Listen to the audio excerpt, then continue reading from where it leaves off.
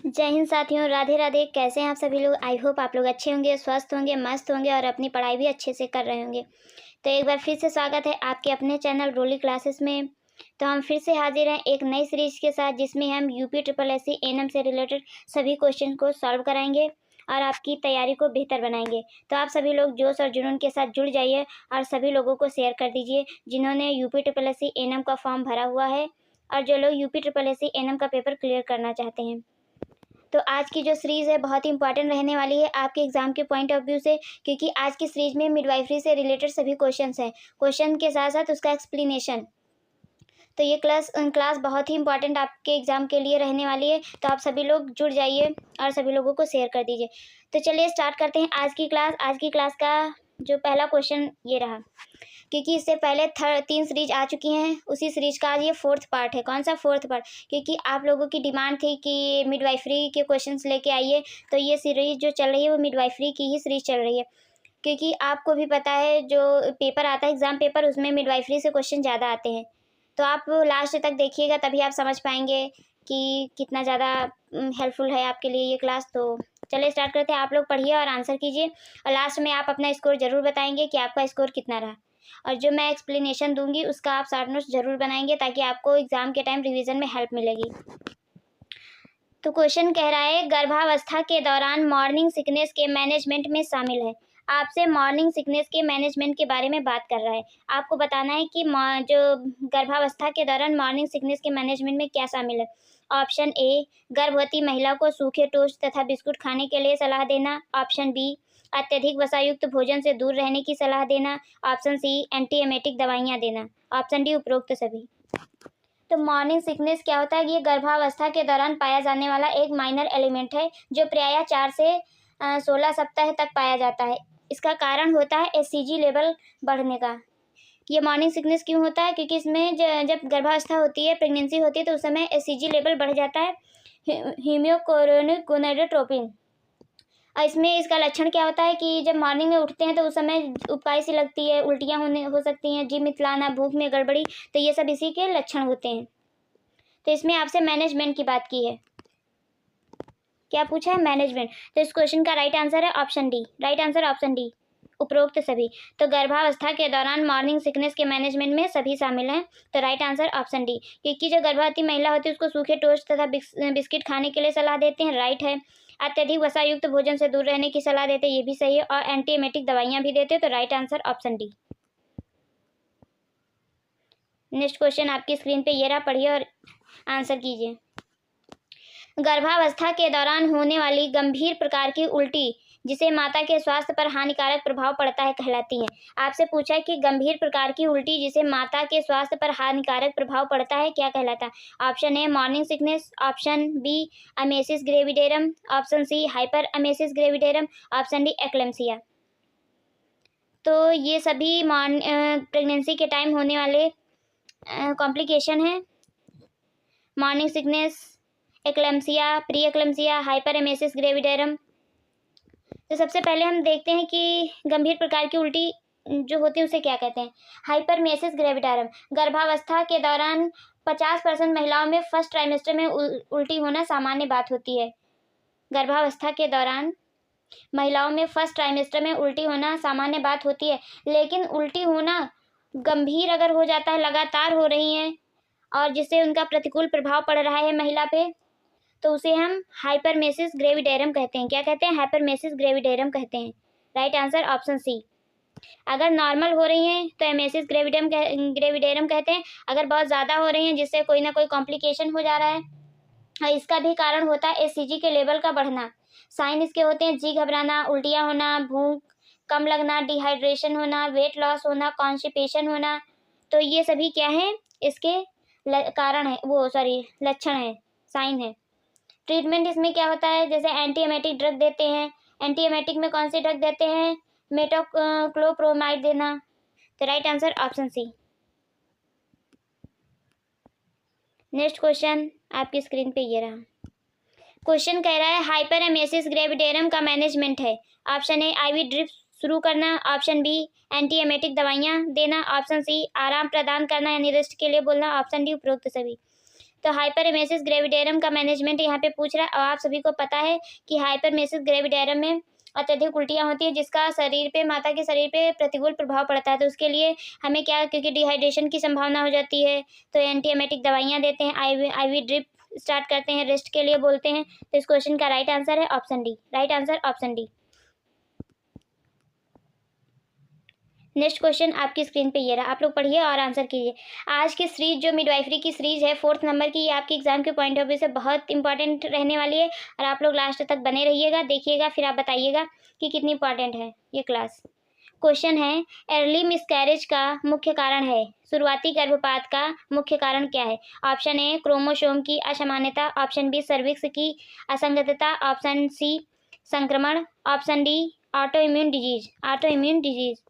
आपको बताना है अर्ली मिसकैरेज का मुख्य कारण क्या है। नोट कर लीजिए, ऐसे क्वेश्चन आते हैं जैसे कि लेबर हो गया, प्रेगनेंसी हो गया, एंटीनेटल पोस्टनेटल केयर हो गया, एपीएच हो गया, पीपीएच हो गया, और अबॉर्शन हो गया, एक्लम्सिया, प्री एक्लम्सिया। तो इन सबसे क्वेश्चन तो आते ही आते हैं, तो आपको अच्छे से मतलब तैयारी करना है। तो इस क्वेश्चन का राइट आंसर है option A. Right answer option A, chromosome की असामान्यता। क्रोमोसोम की असामान्यता, right answer option A. Next question आपकी स्क्रीन पे ये रहा। क्वेश्चन है, निम्नलिखित में से कौन सा एक अर्ली मिसकैरेज का कारण नहीं है? जब नहीं हुआ करे तो उसे आप पहले अंडरलाइन कर लिया करें, क्योंकि उसी से क्वेश्चन में प्रॉब्लम हो जाती है। ऑप्शन ए प्रोजेस्टेरॉन की कमी, ऑप्शन बी टार्च संक्रमण, ऑप्शन सी गर्भाशय का जन्मजात विकार, ऑप्शन डी उपरोक्त में से कोई नहीं। निम्नलिखित में से कौन सा अर्ली मिसकैरेज का कारण नहीं है? आपको मिसकैरेज का कारण नहीं बताना है, तो जितने हैं उनको फाइंड कर लीजिए, बाद में पता चल जाएगा कि कौन सा नहीं है। तो प्रोजेस्टेरॉन की कमी राइट है, टॉर्च इन्फेक्शन ये भी है, गर्भाशय में जन्मजात विकार ये भी है। तो इस क्वेश्चन का राइट आंसर है ऑप्शन डी, उपरोक्त में से कोई नहीं। राइट आंसर ऑप्शन डी, उपरोक्त में से कोई नहीं। नेक्स्ट क्वेश्चन आपकी स्क्रीन पे ये रहा। क्वेश्चन है, यदि एक महिला की एलएमपी 1 जनवरी है तो उसकी ईडीडी क्या होगी? सबसे पहले हम एलएमपी जानते हैं क्या होता है और एडीडी की जानते हैं क्या होता है। एलएमपी का मतलब होता है लास्ट मेंस्ट्रुएशन पीरियड। ईडीडी का मतलब होता है expected date of delivery. Expected date of delivery तभी निकलती है जब लास्ट डेट ऑफ मेंस्ट्रुएशन की पता हो। तो यहाँ पे दे रखा है कि जो इनका एलएमपी है वो 1 जनवरी है। कितना है? 1 जनवरी है। तो आपको फाइंड करना है कि ईडीडी क्या है। तो ईडीडी कैसे निकालते हैं? सबसे पहले आपको पता होना चाहिए कि ईडीडी निकालते कैसे हैं। जो डेट होती है उसमें 7 प्लस करते हैं। डेट में कितना प्लस करेंगे? 7 प्लस करेंगे। और मंथ में कितना प्लस करते हैं? तो मंथ में 9 प्लस करते हैं। कितना प्लस करते हैं? 9। तो 1 जनवरी है, तो 1 जनवरी में 7 प्लस करेंगे तो कितना आएगा? 8 आ जाएगा। डेट हमारी क्या हो गई? 8। अब आपको मंथ निकालना है, तो जनवरी में 9 ऐड करेंगे तो कितना होगा? 10 होगा। कितना होगा? 10 होगा। तो 10 में कौन सा मंथ आता है? बताइए आप लोग। तो अक्टूबर आएगा। क्या आएगा? अक्टूबर आएगा। तो राइट आंसर क्या होगा? 8 अक्टूबर। Right answer option B. यहाँ पे मिसप्रिंट है, यहाँ पे आर नहीं लगा है, अक्टूबर, सॉरी रा नहीं लगा है, तो 8 अक्टूबर। तो अब आपको समझ में आ गया होगा कि कैसे निकालते हैं। डेट में 7 प्लस करते हैं और मंथ में 9 प्लस करते हैं, तभी आपकी ईडीडी निकल के आएगी, एक्सपेक्टेड डेट ऑफ डिलीवरी। तो इस क्वेश्चन का राइट आंसर है option B. Right answer option B. Next question आपकी स्क्रीन पे ये रहा। एक मादा में वेस्टिबुलर ग्रंथियों की संख्या होती है। एक मादा में वेस्टिबुलर ग्रंथियों की संख्या होती है। Option A 4, option B 3, option C 2, option D 1। आपको बताना है वेस्टिबुलर ग्रंथियों की संख्या, वो फीमेल में, क्योंकि मादा में पूछा है।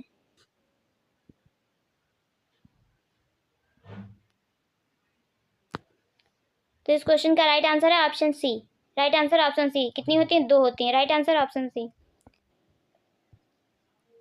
नेक्स्ट क्वेश्चन आपकी स्क्रीन पे ये रहा। गर्भावस्था में एक महिला जिसे वेजाइनल ब्लीडिंग हो रही है, पेट के निचले भाग में दर्द है, एमनोरिया अवधि की तुलना में गर्भाशय का आकार छोटा है, इस महिला का डायग्नोसिस क्या होगा?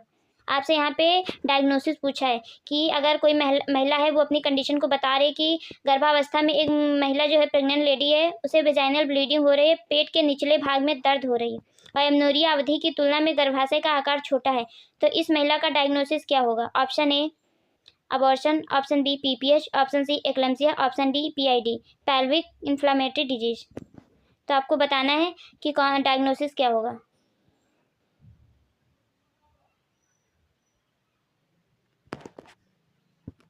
तो इस क्वेश्चन का राइट आंसर है option A. Right answer option A, abortion. क्या होगा? अबॉर्शन होगा। इस तरह से स्टेटमेंट फॉर्म में क्वेश्चन पूछते हैं, आप लोग अच्छे से पढ़िएगा क्वेश्चन को। नेक्स्ट क्वेश्चन आपकी स्क्रीन पे ये रहा। गर्भाशय के प्रत्यावर्तन इन्वोल्यूशन ऑफ यूट्रस के बारे में कौन सा कथन सही है? आपसे सही पूछा है। ऑप्शन ए, डिलीवरी के तुरंत बाद गर्भाशय का वजन 1000 ग्राम होता है तथा यह अम्लाइकस पर होता है। ऑप्शन बी, 2 सप्ताह बाद गर्भाशय का वजन 300 ग्राम होता है और एक बार फिर यह पेल्विक ऑर्गन बन जाता है। ऑप्शन सी, 1 सप्ताह बाद गर्भाशय का वजन 500 ग्राम होता है। ऑप्शन डी, उपरोक्त कथन सत्य है। आपको इन्वोल्यूशन ऑफ यूट्रस के बारे में बताना है, कौन सा कथन सत्य है।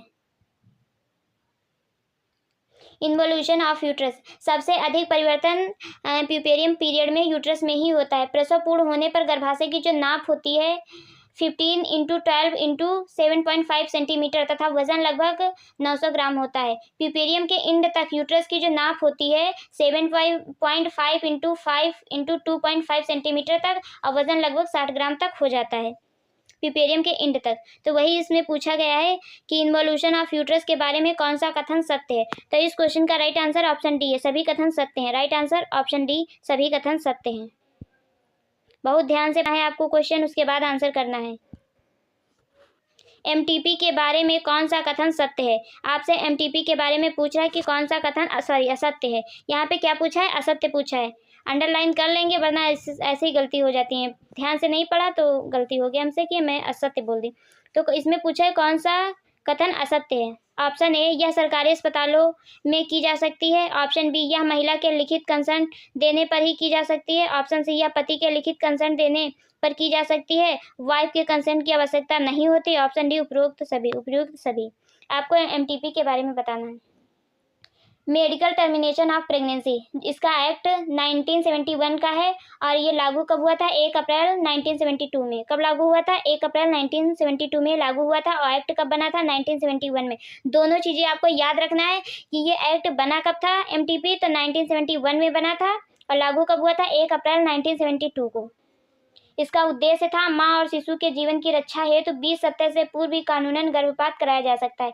लेकिन जो 2021 में एक्ट में संशोधन किया गया था, एमटीपी एक्ट में 2021 में संशोधन किया गया था, जिसमें कहा गया था कि विशेष परिस्थितियों में 24 सप्ताह तक अबॉर्शन करवाया जा सकता है। जैसे महिला का रेप हुआ, शारीरिक रूप से कोई विकलांगता हो या बहुत ज़्यादा जान का खतरा हो फीटस या मदर को, तो कराया जा सकता है 24 सप्ताह तक। तो राइट आंसर इसका क्या होगा, आप लोग बताइए। यहाँ पे असत्य पूछा है, तो इस क्वेश्चन का राइट आंसर ऑप्शन सी है। राइट आंसर ऑप्शन सी है। यह पति के लिखित कंसेंट देने पर की जा सकती है, वाइफ के कंसेंट की आवश्यकता नहीं है। बिल्कुल गलत है। क्यों नहीं आवश्यकता है? बिल्कुल आवश्यकता होगी। अगर फीमेल है, उसी की कोई कंसेंट नहीं है और आप कैसे कोई काम प्रोसीजर करवा सकते हैं, तो वाइफ की भी कंसेंट जरूरी है। तो right answer option C. Next question आपकी स्क्रीन पे ये रहा। इटोपिक प्रेगनेंसी को इस प्रकार परिभाषित किया जा सकता है। आपसे एक्टोपिक प्रेगनेंसी के बारे में बात कर रहा है। सबसे पहले आपको पता होना चाहिए एक्टोपिक प्रेगनेंसी होती क्या है। जो एक्टोपिक प्रेगनेंसी होती है, ये सामान्य प्रेगनेंसी, जिस तरह सामान्य प्रेगनेंसी में फर्टिलाइज एग यूट्रस में इम्प्लांट होता है, लेकिन एक्टोपिक प्रेगनेंसी में यूट्रस के बाहर शरीर के अन्य जगहों पर इम्प्लांट होता है। जो फर्टिलाइज एग होता है वो यूट्रस में इम्प्लांट ना होकर के अन्य जगहों पर इम्प्लांट होता है, जैसे कि फैलोपियन ट्यूब में, ओवरी में, सर्विक्स में या एब्डोमिनल कैविटी में। तो एक्टोपिक प्रेगनेंसी का मतलब यही होता है कि ये यूट्रस में इम्प्लांट ना होकर के अन्य जगहों पर इम्प्लांट होना एक्टोपिक प्रेगनेंसी कहलाता है। इसका ट्रीटमेंट क्या होता है? एक्टोपिक प्रेगनेंसी का पता शुरुआत में ही पता लगाया जाता है, तो डॉक्टर मीथोट्रेक्सेट नामक दवा से गर्भावस्था को समाप्त करते हैं। तो डॉक्टर क्या से मीथोट्रेक्सेट नामक दवा से गर्भावस्था को समाप्त करते हैं। तो ऑप्शन क्या है? यूट्राइन कैविटी में निषेचित का आरोपण, ऑप्शन बी यूट्राइन कैविटी से बाहर निषेचित अंड का आरोपण, ऑप्शन सी 18 वर्ष से कम उम्र की महिला का गर्भवती होना, ऑप्शन डी 35 वर्ष से अधिक उम्र की महिला का गर्भवती होना। एटोपिक प्रेगनेंसी क्या कहलाता है? तो इस क्वेश्चन का राइट आंसर है option B. Right answer option B, uterine cavity से बाहर निषेचित अंडे का आरोपण होना। इसमें कहने का मतलब ये है कि जो निषेचित डिंब होता है, फर्टिलाइज एग होता है, वो यूट्राइन में या यूट्रस में इम्प्लांट ना होकर के कहीं अन्य जगह पे इम्प्लांट हो जाता है, उसे एक्टोपिक प्रेगनेंसी कहते हैं। बहुत अच्छे से ध्यान रखिएगा, इससे क्वेश्चन पूछते हैं ऐसे स्टेटमेंट फॉर्म में। नेक्स्ट क्वेश्चन आपकी स्क्रीन पे ये रहा। हाइडेटिडी फॉर्म मोल क्या है? मोल है एक, ऑप्शन ए श्वसन तंत्र का डिसऑर्डर, ऑप्शन बी मस्तिष्क में उपस्थित असामान्य मोल, ऑप्शन सी पिट्यूटरी ग्रंथि में उपस्थित असामान्य मोल, ऑप्शन डी प्लेसेंटा की असामान्य स्थिति। हाइडेटिडी फॉर्म मोल क्या है आपको बताना है। तो इस क्वेश्चन का राइट आंसर है option D. Right answer option D, placenta की असामान्य स्थिति। प्लेसेंटा की असामान्य स्थिति, अब नॉर्मल पोजीशन। नेक्स्ट क्वेश्चन आपकी स्क्रीन पे ये रहा।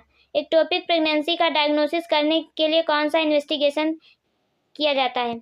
आपसे पूछा है एक्टोपिक प्रेगनेंसी का डायग्नोसिस करने के लिए कौन सा इन्वेस्टिगेशन किया जाता है। Option A sonography, option B laparoscopy, option C serum progesterone स्तर, ऑप्शन डी उपरोक्त सभी। एक्टोपिक प्रेगनेंसी का डायग्नोसिस करने के लिए कौन सा इन्वेस्टिगेशन किया जाता है? तो इस क्वेश्चन का राइट आंसर है option D. Right answer option D. इसके लिए sonography, laparoscopy, serum progesterone level सभी इन्वेस्टिगेशन किए जाते हैं। तो right answer option D. Important question है, आप नोट कर लीजिए। जितने भी नए फैक्ट आपको मिलते हैं वो सभी फैक्ट आपको नोट करना है, क्योंकि जो फैक्ट आपको पता है वो तो अच्छी बात है, जो नहीं पता उन्हें आप नोट कर लीजिए, और एग्जाम के टाइम वही सब रिवीजन के काम में आते हैं। क्वेश्चन है, निम्नलिखित में से कौन सा डाइजाइगोटिक ट्विंस प्रेगनेंसी का लक्षण नहीं है? आपसे पूछा लक्षण नहीं है, एक डाइजाइगोटिक ट्विंस प्रेगनेंसी का लक्षण नहीं है।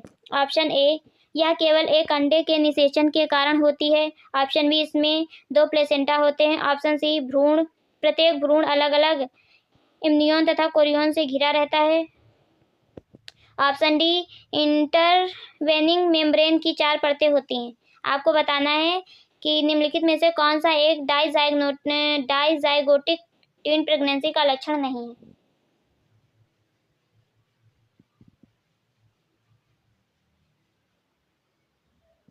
सबसे पहले तो आपको इसमें पता होना चाहिए कि डाइजाइगोटिक ट्विंस प्रेगनेंसी होती क्या है। जो ट्विंस प्रेगनेंसी होती है वो 2 टाइप की होती है। कितने टाइप की? 2 टाइप की,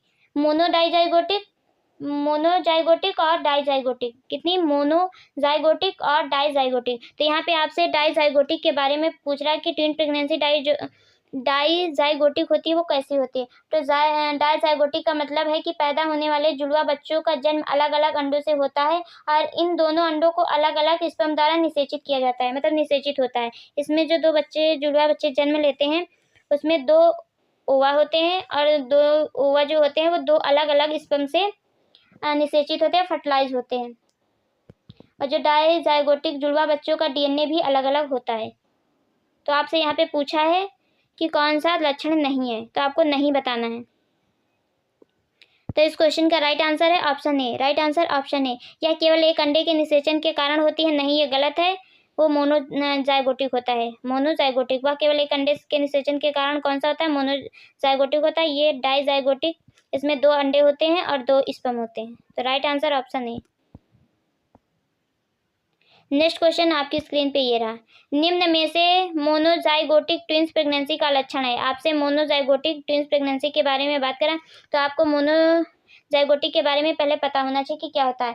मोनोजाइगोटिक का मतलब होता है कि एक ही अंडे और एक ही शुक्राणु या स्पर्म से गर्भधान होने के बाद बनते हैं। निषेचित अंडा गर्भावस्था के शुरुआती चरण में 2 भागों में बढ़ जाता है और फिर दोनों अलग अलग फीटस में विकसित हो जाते हैं। इसमें ज़्यादातर एक ही जेंडर होता है।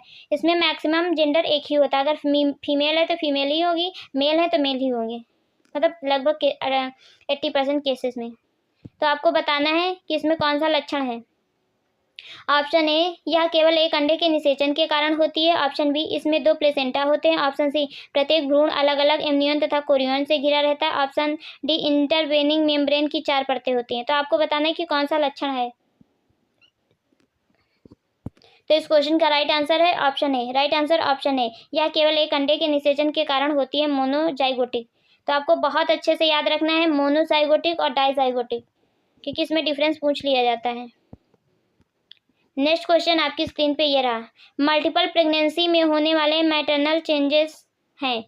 मल्टीपल प्रेगनेंसी में होने वाले मैटरनल चेंजेस हैं। ऑप्शन ए, वजन में वृद्धि होना। ऑप्शन बी, प्लाज्मा आयतन में अतिरिक्त 500 ml की वृद्धि होना। Option C, feto protein level में वृद्धि होना। ऑप्शन डी, उपरोक्त सभी। मल्टीपल प्रेगनेंसी के बारे में बात कर रहा है, आपको बताना है मल्टीपल प्रेगनेंसी।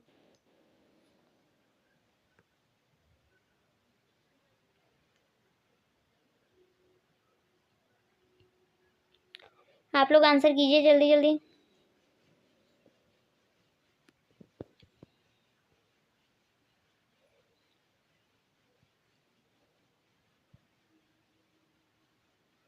जो टीन प्रेगनेंसी होती है वो जो मल्टीपल प्रेगनेंसी होती है उसमें गर्भावस्था की वह स्थिति होती है जब गर्भाशय में 2 या 2 से अधिक गर्भ शिशु का विकास होता है, और ये अलग अलग नामों से जानी जाती है। जैसे टीन प्रेगनेंसी, तो उसमें यूट्रस में 2 बच्चे होते हैं, 2 फीटस होते हैं। लेकिन अगर ट्रिपल प्रेगनेंसी है तो उसमें 3 होते हैं। जबकि क्वाड्रप्लेट्स प्रेगनेंसी, उसमें 4 बच्चे होते हैं, और क्वांटिप्लेट्स प्रेगनेंसी में 5 बच्चे होते हैं। तो ये बहुत ही रेयर केस होता है क्वांटिप्लेट्स, लेकिन क्वाड्रप्लेट्स भी रेयर ही कंडीशन होती है। ट्विंस और ट्रिपल प्रेगनेंसी होती है।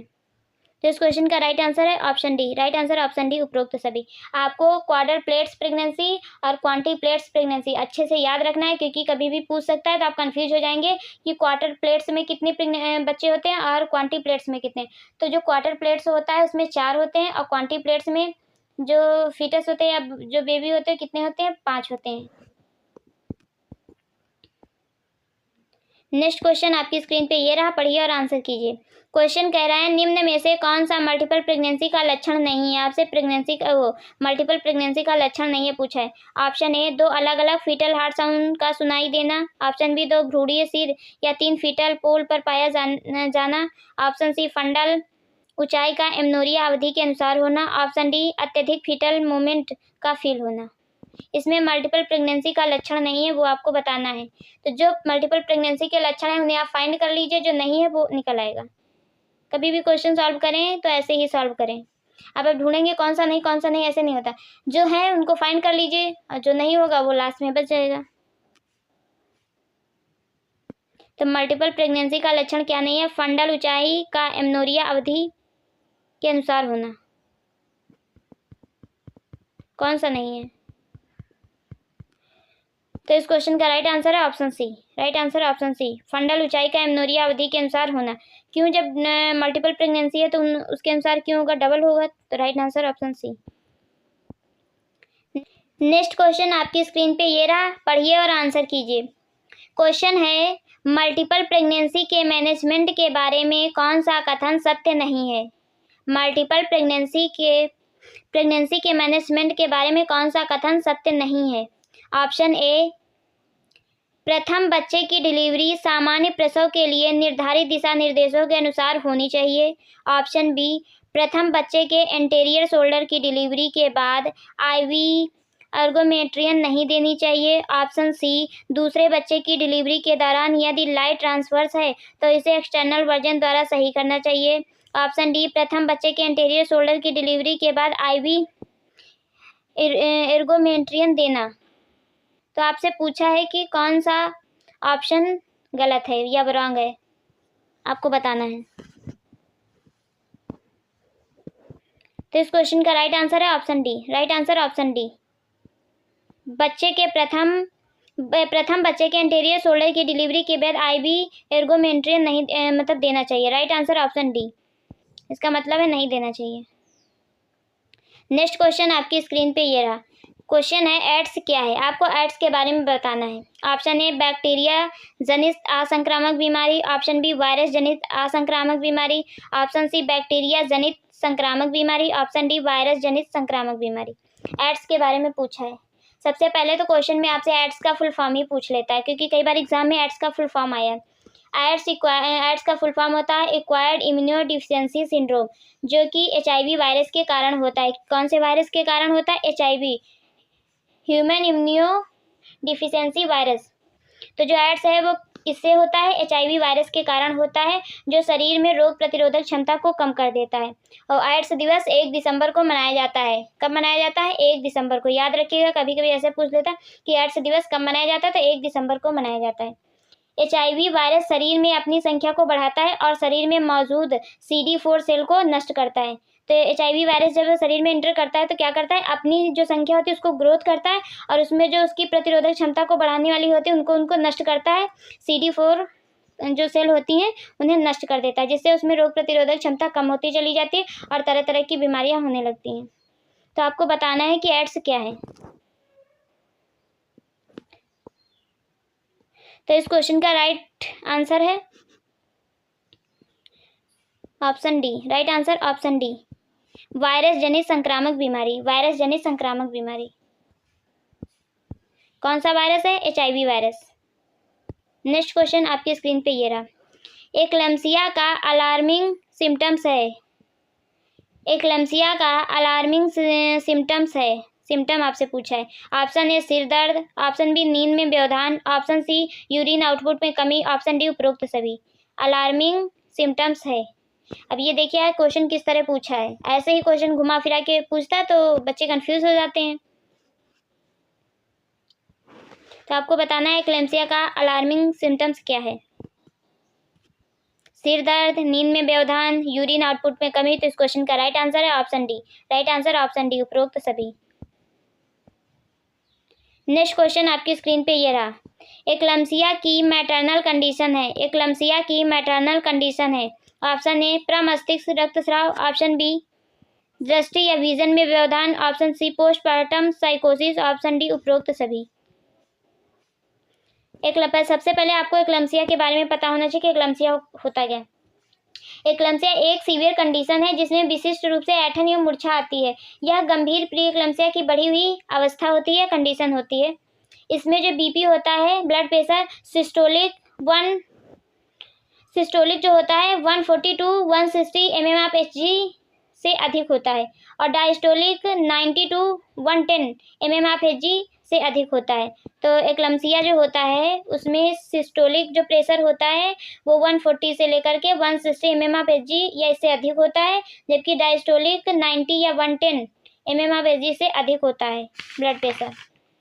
एक्लैम्सिया के लक्षण क्या क्या होते हैं? सीवियर प्रोटीन यूरिया होता है, वोमिटिंग होता है, ब्लड विजन होता है, सीजर्स होता है, ओडिमा होता है। ये सभी क्या है? एक्लैम्सिया के लक्षण हैं। याद रखिएगा, पूछ लेता है एक्लैम्सिया का कौन सा लक्षण है, या कभी कभी पूछ लेता है एक्लैम्सिया का कौन सा लक्षण नहीं है, तो ये सारे दे देते, एक चेंज दे देते, उसी में पूछ लेते हैं। तो आपको याद रखना है severe proteinuria, vomiting, blurred vision, seizures, oedema, ये सब क्या है? एक्लैम्सिया के लक्षण हैं। तो इस क्वेश्चन का right answer option D. Right answer option D.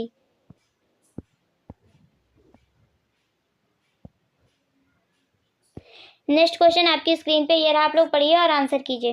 Question है एक्लैम्सिया के कारण होने वाले कन्वर्जन के ट्रीटमेंट हेतु ड्रग ऑफ चॉइस है। एक्लैम्सिया के कारण होने वाले कन्वर्जन में ट्रीटमेंट हेतु ड्रग ऑफ चॉइस है। Option A MgSO4 magnesium sulphate, option B phenytoin, option D diazepam, option D levodopa.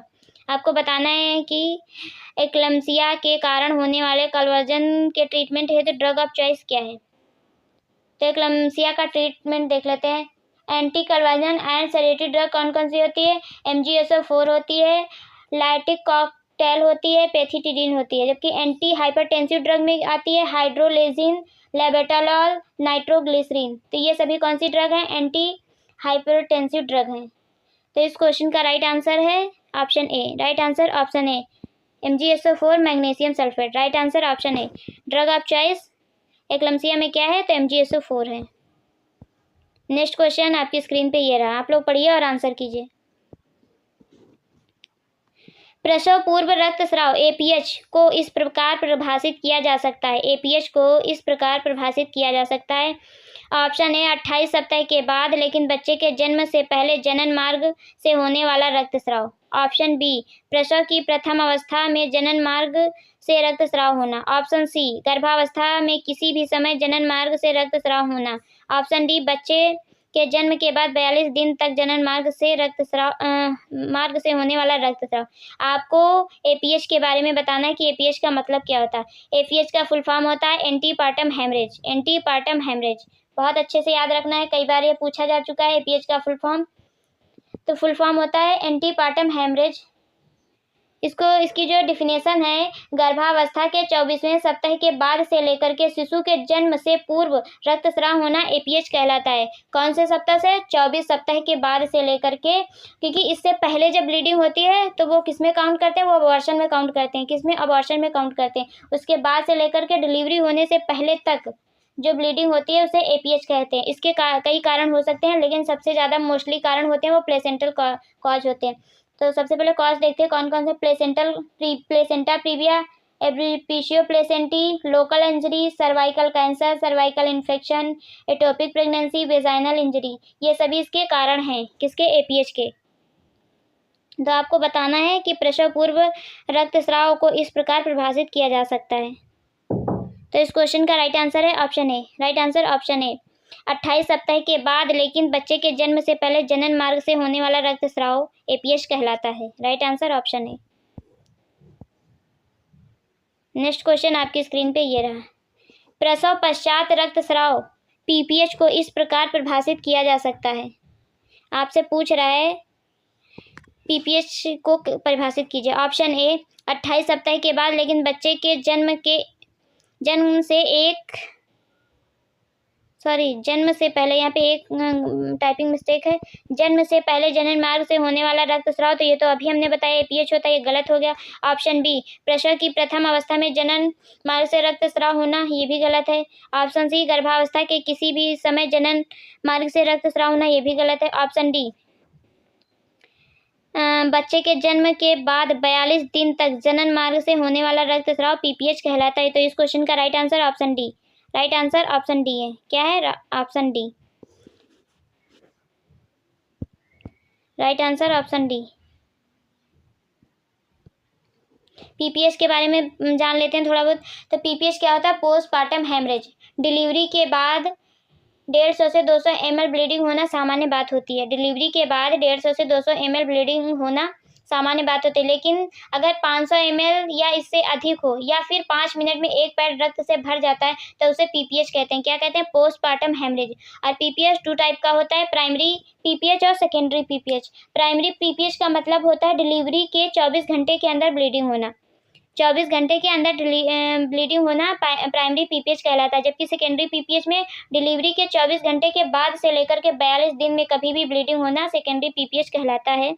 तो आपको ये चीज़ें याद रखना है, क्योंकि ये भी पूछ लेता है कि पीपीएच कितने टाइप का होता है। 2 टाइप का होता है। प्राइमरी और सेकेंडरी में डिफरेंस क्या है? प्राइमरी में 24 घंटे के अंदर होती है ब्लीडिंग और प्राइमरी में, और सेकेंडरी में 24 घंटे के बाद से लेकर 42 दिन के अंदर कभी भी ब्लीडिंग सेकेंडरी पीपीएच कहलाता है। और जो ये प्यूपेरियम पीरियड चलता है ये कितने दिन का? डिलीवरी से लेकर के 42 दिन तक होता है। Right answer option D. Next question आपकी स्क्रीन पे ये रहा, आप लोग पढ़िए और आंसर कीजिए। क्वेश्चन है प्लेसेंटा प्रीविया तथा एब्रीपिशियो प्लेसेंटी का उदाहरण है। आपसे उदाहरण पूछा है कि प्लेसेंटा प्रीविया तथा एब्रेशियो प्लेसेंटी का उदाहरण है। ऑप्शन ए एपीएच जिसको एंटीपार्टम हेमरेज बोलते हैं, PPH postpartum haemorrhage, option C hydatidiform mole का, ऑप्शन डी एक्लेम्सिया। तो यहाँ पे आपको उदाहरण बताना है कि कौन सा है, प्लेसेंटा प्रीविया का और एब्रेशियो प्लेसेंटी का।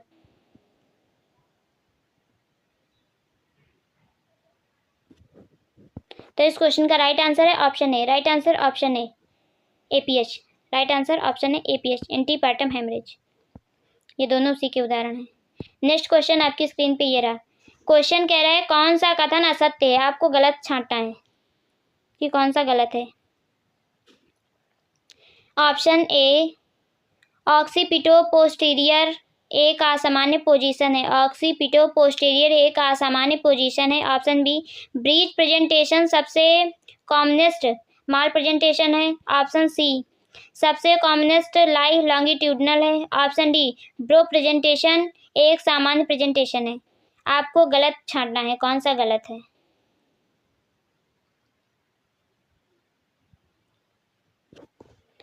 तो इस क्वेश्चन का राइट आंसर है ऑप्शन डी ब्रो प्रेजेंटेशन एक सामान्य प्रेजेंटेशन है। ये गलत है। सामान्य प्रेजेंटेशन कौन सी होती है, सिफेलिक होती है। कौन सी होती है, सिफेलिक। तो इस क्वेश्चन का राइट आंसर ऑप्शन डी है। नेक्स्ट क्वेश्चन आपकी स्क्रीन पे ये रहा। प्रोलॉन्ग लेबर को परिभाषित किया जा सकता है। प्रोलॉन्ग लेबर को परिभाषित किया जा सकता है। ऑप्शन ए जब प्रसव की प्रथम तथा द्वितीय अवस्था सम्मिलित रूप से 6 घंटे से अधिक हो। ऑप्शन बी जब प्रसव की प्रथम और द्वितीय अवस्था सम्मिलित रूप से 18 से 20 घंटे की हो। ऑप्शन सी जब प्रसव की प्रथम और द्वितीय अवस्था सम्मिलित रूप से 2 घंटे से कम हो। ऑप्शन डी जब प्रसव की प्रथम और द्वितीय अवस्था लगभग 10 घंटे की। आपको बताना है प्रोलॉन्ग लेबर को कि प्रोलॉन्ग लेबर क्या होता है। जो प्रोलॉन्ग लेबर होता है इसमें ट्रू लेबर पेन के साथ शुरुआत तो होती है के पश्चात प्राइमरी ग्रेविटा में लेबर की जो कुल अवधि होती है सामान्यतः वो 12 से 16 घंटे की होती है, जबकि मल्टी ग्रेविटा में यही समय 6 से 8 घंटे की होती है। लेकिन जब यह समय जो लेबर का समय होता है वो 18 से 20 घंटे हो जाता है, इससे अधिक हो जाता है तो उसे प्रोलॉन्ग लेबर कहते हैं। मतलब जो इसका नॉर्मल टाइम होता है उससे अगर अधिक होता है तो उसे प्रोलॉन्ग लेबर कहते हैं। इसका कारण क्या हो सकता है, कॉन्ट्रैक्टेड पेल्विस हो सकता है, सीपीडी हो सकता है, सिफेलोपेल्विक डिस्प्रपोर्शन हो सकता है, सर्वाइकल डिस्टोसिया हो सकता है, माल प्रेजेंटेशन, माल पोजीशन, मैटरनल डिस्ट्रेस, ये सभी प्रोलॉन्ग लेबर के कॉज हो सकते हैं। तो आपको अच्छे से याद रखना है प्रोलॉन्ग के कॉज क्या हो सकते हैं। कॉन्ट्रैक्टेड पेल्विस, सीपीडी, इसका फुल फॉर्म भी पूछ लेते हैं सीपीडी का, तो सिफेलोपेल्विक डिस्प्रपोर्शन, सर्वाइकल डिस्टोसिया, माल प्रेजेंटेशन, माल पोजीशन या मैटरनल डिस्ट्रेस। माता जो बहुत थक जाती है वो अपना पुश नहीं कर पाती, जोर नहीं लगा पाती है। तो सामान्य समय से ज़्यादा समय को ही प्रोलॉन्ग लेबर कहते हैं। तो इस क्वेश्चन का राइट आंसर है option B. Right answer option B. जब प्रसव का प्रथम तथा द्वितीय अवस्था सम्मिलित रूप से 18 से 20 घंटे से अधिक हो जाए तो क्या कहते हैं, उसे प्रोलॉन्ग लेबर कहते हैं। नेक्स्ट क्वेश्चन आपकी स्क्रीन पे ये रहा। क्वेश्चन है पॉलीहाइड्रोमेनियोस टर्म का अर्थ है। जो इसमें पॉलीहाइड्रोमेनियोस दिया गया है शब्द, उसका अर्थ क्या है। ऑप्शन ए एमनियोटिक फ्लूइड की मात्रा 1000 ml से अधिक हो। ऑप्शन बी एमनियोटिक फ्लूइड की मात्रा 1500 ml से अधिक हो। ऑप्शन सी एमनियोटिक फ्लूइड की मात्रा 200 ml से अधिक हो, 2000 ml से अधिक हो। ऑप्शन डी एमनियोटिक फ्लूइड की मात्रा 1200 ml से अधिक हो। आपको बताना है कि पॉलीहाइड्रोमेनियोस का अर्थ क्या है।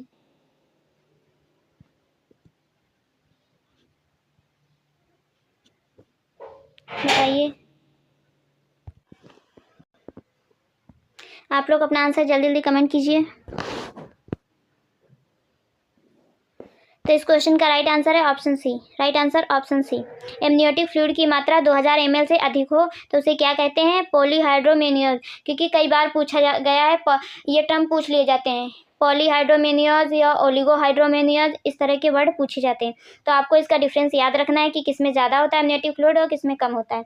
तो इसमें एमनियोटिक फ्लूइड की मात्रा 2000 ml या इससे अधिक हो जाती है तो उसे पॉलीहाइड्रोमेनियोस कहते हैं। इसके लक्षण क्या होते हैं, कैसे पता चलता है, तो dyspnoea, oedema, severe pain, varicose vein, haemorrhoid, ये सभी क्या हैं, इसके लक्षण हैं। तो राइट आंसर ऑप्शन सी। बहुत अच्छे से याद रखना है ये सब क्वेश्चन, बिल्कुल गलत नहीं करना है आपको। अगर ये इजी क्वेश्चन गलत हो जाएंगे तो फिर क्या मतलब रह जाएगा। नेक्स्ट क्वेश्चन आपकी स्क्रीन पे ये है। क्वेश्चन है जन्म के समय नवजात का सामान्य वजन होता है। जन्म के समय नवजात का सामान्य वजन होता है। Option A 2.5 to 3 kg। Option B 2 to 2.5 kg। Option C 1.5 to 2 kg। Option D 3 to 3.5 kg। आपको बताना है जन्म के समय नवजात का सामान्य वजन होता है, कितना होता है। तो इस क्वेश्चन का राइट आंसर है ऑप्शन ए 2.5 से 3 किलो। कितना होता है, 2.5 से 3 किलो सामान्य। नेक्स्ट क्वेश्चन आपकी स्क्रीन पे ये रहा, आप लोग पढ़िए और आंसर कीजिए।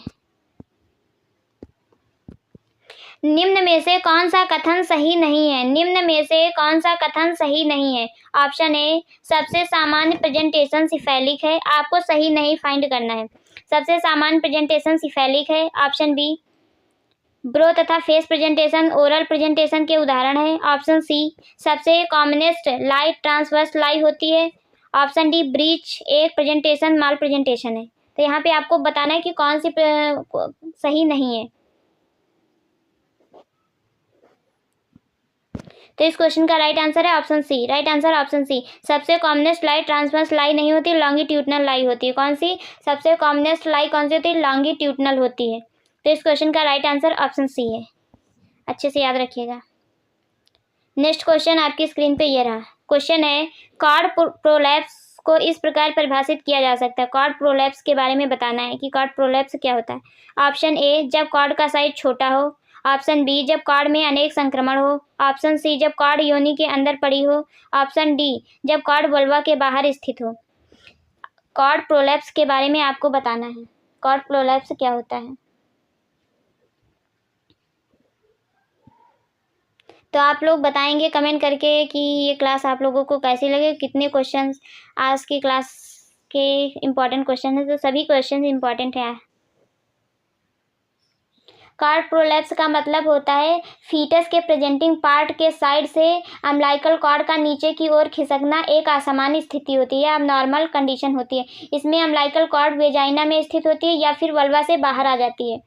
तो इसमें जो अम्बिलिकल कॉर्ड होती है वो वेजाइना के थ्रू बाहर आ जाती है, वल्वा के वेजाइना में स्थित होती है या फिर वल्वा से बाहर आ जाती है।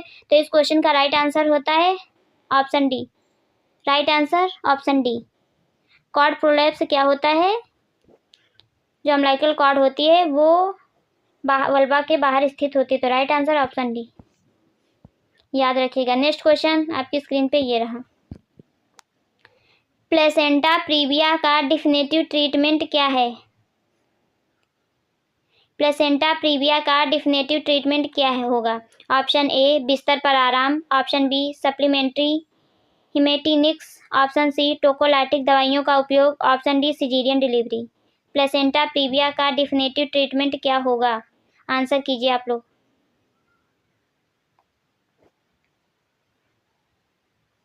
तो इस क्वेश्चन का राइट आंसर है ऑप्शन डी सिजेरियन डिलीवरी।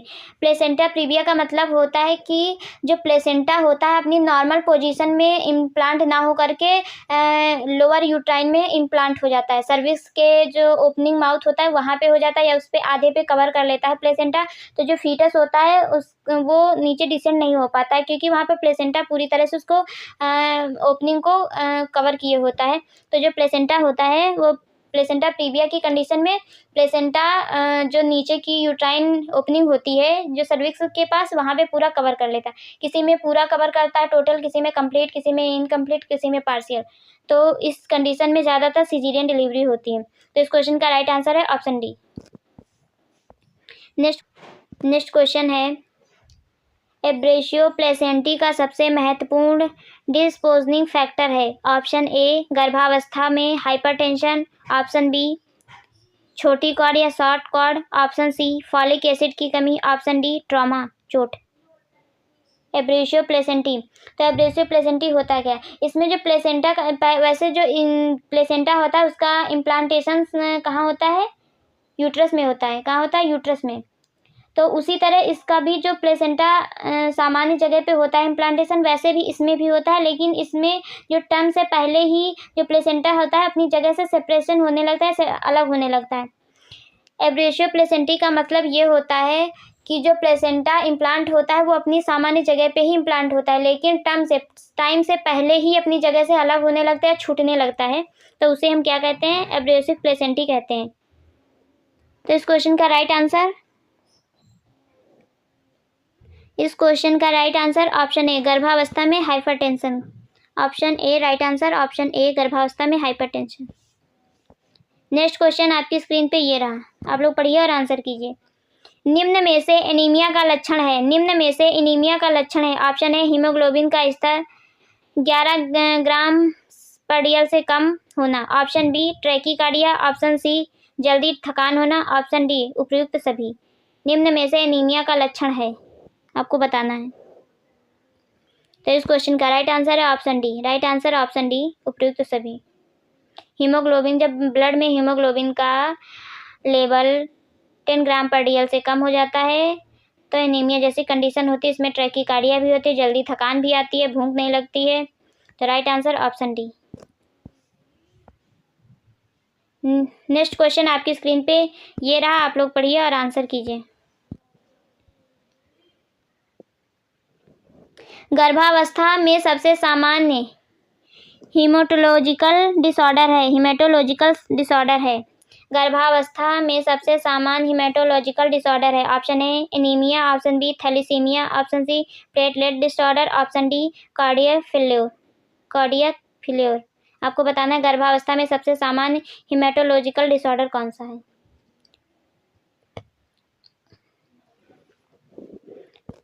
तो इस क्वेश्चन का राइट आंसर है ऑप्शन है एनीमिया। राइट आंसर ऑप्शन है एनीमिया।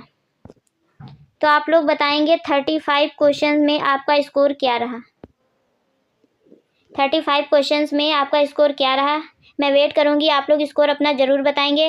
और आज की क्लास कैसी लगी आप लोग कमेंट करके ज़रूर बताएंगे कि आज की क्लास आपके लिए कितनी हेल्पफुल रही है। आप लोग कमेंट ज़रूर करेंगे, मैं वेट करूंगी। और अपनी क्लास को अब यहीं पे इन करती हूँ, मिलती हूँ नेक्स्ट क्लास में। तब तक के लिए bye bye, take care, thank you so much. और वीडियो को लाइक शेयर सब्सक्राइब करना ना भूलें प्लीज़। आप लोग सपोर्ट कीजिए, क्लास को लाइक कीजिए, शेयर कीजिए, चैनल को सब्सक्राइब कीजिए। Thank you so much. अपना ध्यान रखिए, ख्याल रखिए, मस्त रहिए और अच्छे से पढ़ाई कीजिए, बिना किसी प्रॉब्लम के रिलैक्स होकर पढ़ाई कीजिए, अच्छे से कीजिए, नोट्स भी बनाइए।